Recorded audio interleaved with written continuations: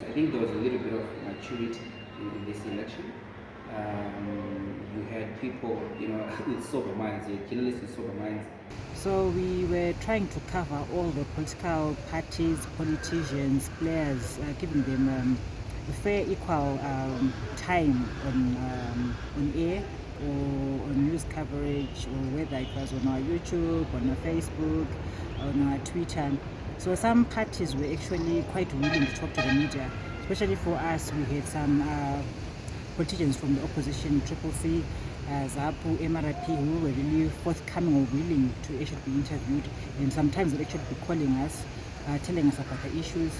Then it was a bit of a struggle to talk to some PF politicians. I don't know why, maybe because they thought that because we're not really aligned to the state or something like that. Then table was turned after the nomination court said on June 21, because the opposition political parties felt that we were not actually fair. I don't know what they mean by fair in covering them or their process or conduct when it came to nomination processes. I think the media did cover quite a lot in terms of ensuring that they exposed more practices that were happening in cases where there were more practices. But also, they did play a role in informing citizens about the voting places, the voting times, the voting processes themselves. So I really feel that the media did play its role in ensuring that citizens were informed. On a personal level, my assessment of the coverage that I did as far as elections are concerned is mostly inclined towards a bias that I already have. As far as underreported human interest stories are concerned, so I tried as much as possible to cover elections from that perspective. Of course, it was also imperative to make the audiences that I serve be knowledgeable in regards to the various processes that were going on, different events that were going on as far as elections are concerned. But I also tried as much as possible to present how basic, ordinary Zimbabweans were experiencing the level of the electoral cycle that we're just coming from.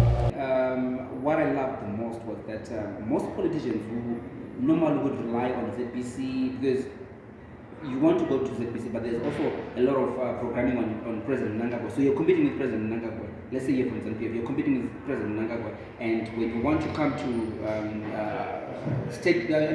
private media, you're competing with Nelson Chamisa. So what most politicians did, especially those small-time politicians, they found an alternative voice in online media, which is, you've got your 263, you've got your newszimbabwe.com, and any other online media that is out there. I don't think the media provided fair coverage to all the candidates. Like, you find that we had other political candidates that were even shocked when we heard their names being announced, when the results were being announced by the Zimbabwe Electoral Commission. And I feel like the media fraternity in Zimbabwe, we still have a lot of work to do when covering elections. But I think it's also the issue of resources. So while the media played a crucial role, I think there is still need for the media to actually be capacitated in ensuring that in the next election or in the upcoming, with cases where there's going to be by-elections, the media should actually be working along with the Electoral Commission, working along with other stakeholders in ensuring that they become part of the broader electoral ecosystem in ensuring that citizens are effectively informed. In the midst of all that maturity, there was also a bit of imbalance. There was also a bit of favoritism. You take a look at the state media.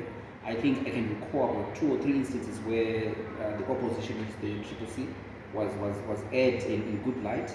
Most of the stories that were aired on ZBC pertaining to the Triple C were mostly slanderous articles or slanderous stories.